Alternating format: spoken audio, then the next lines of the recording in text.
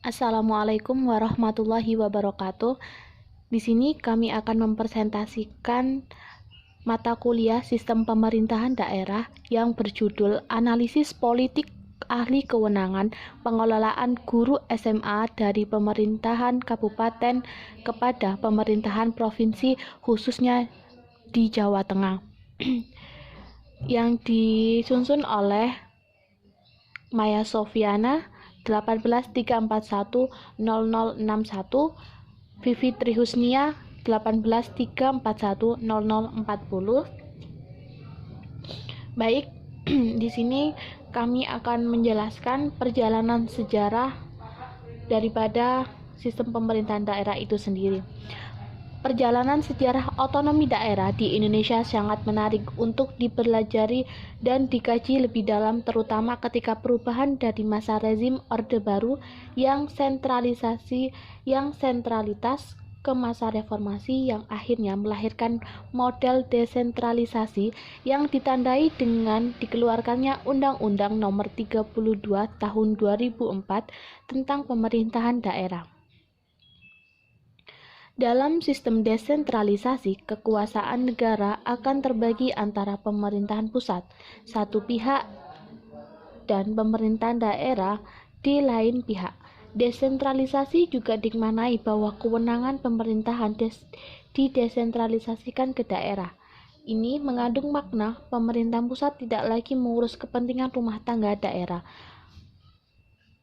Kewenangan mengurus dan mengatur rumah tangga daerah diserahkan kepada masyarakat di daerah.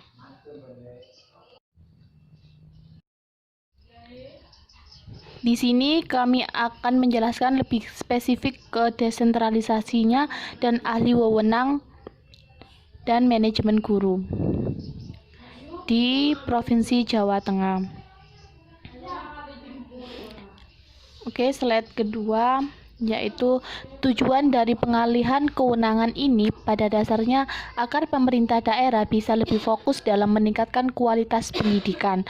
Pemerintahan kabupaten atau kota dapat lebih fokus membenahi pendidikan dasar, pendidikan anak usia dini atau PAUD, dan pendidikan masyarakat Dikmas.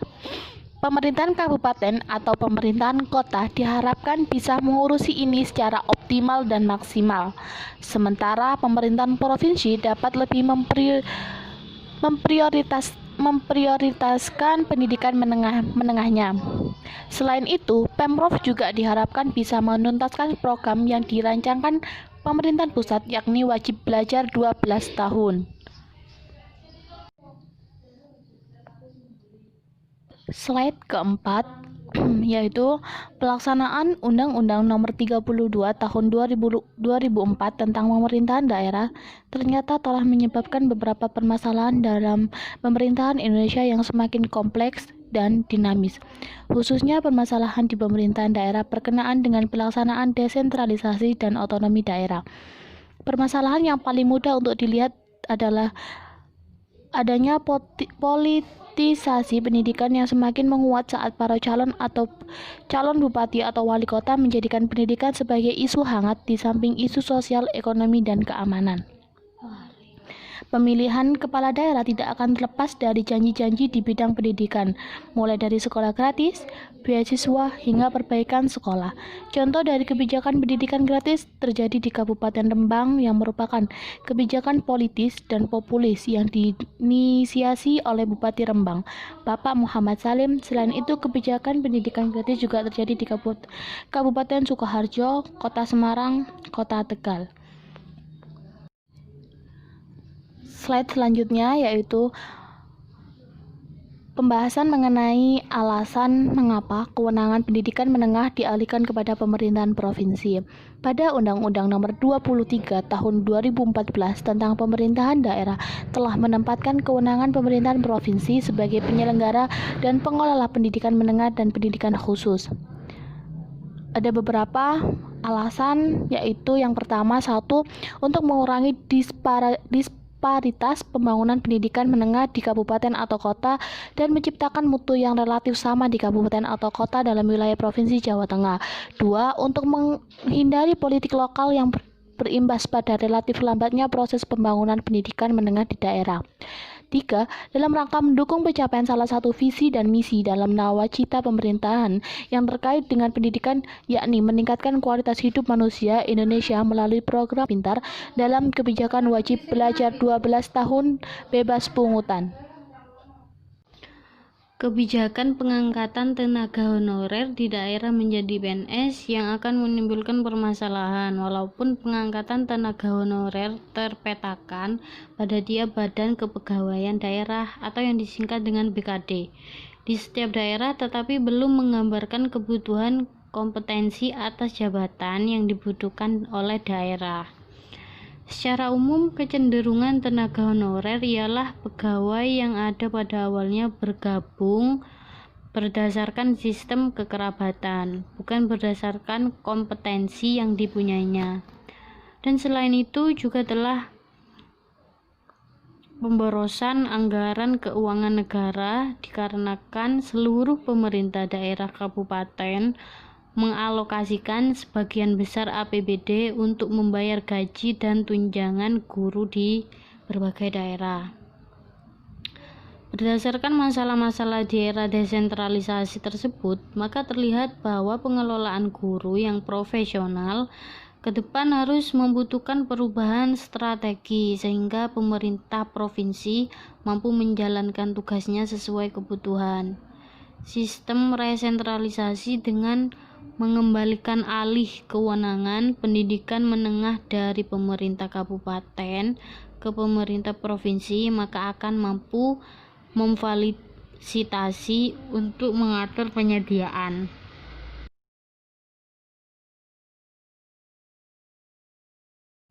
Selanjutnya, kita akan mengambil kesimpulan dari pernyataan di atas, yaitu sistem desentralisasi membuka peluang lebar bagi setiap daerah untuk berperan lebih besar, termasuk dalam pengelolaan guru di kabupaten, yaitu Provinsi Jawa Tengah. Dominasi kepala daerah sangat terlihat dalam proses rekrutmen, seleksi, pengajian, pengembangan karir, penempatan, mutasi, serta penilaian kinerja PNS. Dan dengan alih kewenangan pendidikan menengah dari pemerintah kabupaten ke pemerintah provinsi, maka guru dan tenaga kependidikan pada satuan pendidikan menengah SMA dan SMK yang semula berstatus PNS pemerintah kabupaten menjadi pegawai negeri sipil daerah provinsi.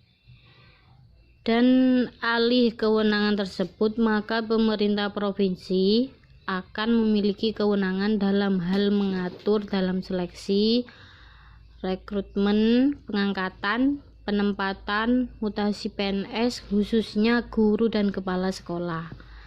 Dengan sentralisasi kewenangan di tingkat pemerintah provinsi ini, maka kewenangan kepala daerah, bupati, atau kota dalam pengelolaan guru bisa diminimalisir pada pelaksanaan pilkada. Sekian penjelasan dari kelompok kami, saya Maya Sofiana dengan rekan saya Vivi Trihusnia. Mohon maaf bila ada salah kata.